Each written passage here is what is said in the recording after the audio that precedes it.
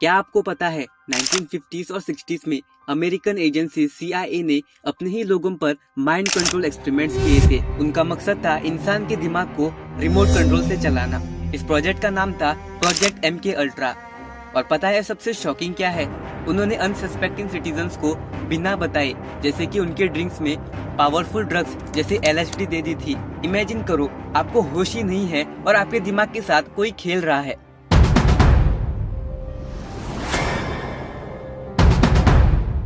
नमस्ते दोस्तों, मैं हूँ आपका दोस्त अयान और आज हम डफर ब्रदर्स की आइकॉनिक सीरीज स्ट्रेंजर थिंग्स के पीछे की वो रियल और डार्क कहानी जानेंगे। स्ट्रेंजर थिंग्स एक पूरी तरह फिक्शनल शो है।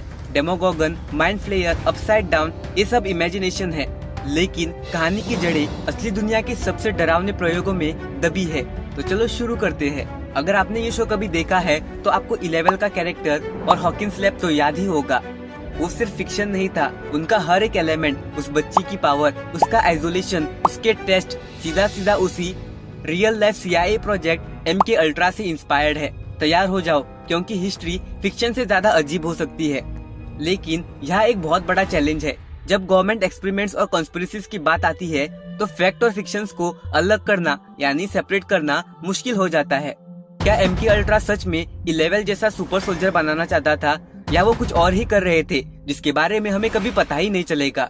बहुत सारे लोग मानते हैं कि 1970s में जब प्रोजेक्ट MK अल्ट्रा का राज खुलने वाला था, तब CIA ने इसके फाइल डॉक्यूमेंट्स जानबूझकर डिस्ट्रॉय कर दिए थे।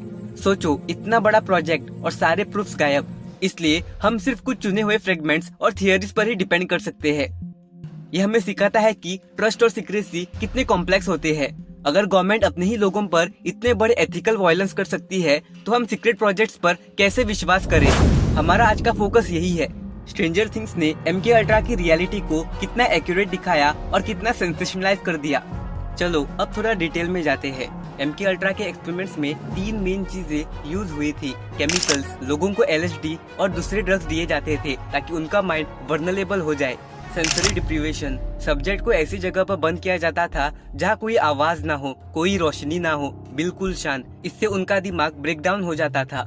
ट्रॉमा बेस्ड मैनिपुलेशन, उनकी मेमोरी और पर्सनैलिटी को तोड़ना और फिर से रिप्रोग्राम करना। याद करो, जब 11 वॉइड में जाती है, बिल्कुल शांत, सिर्फ दिमाग से काम। रियल लाइफ में MK अल्ट्रा के रिसर्चर्स ने ऐसे ही आइसोलेशन टैंक्स और अंधेरे कमरे यूज किए थे।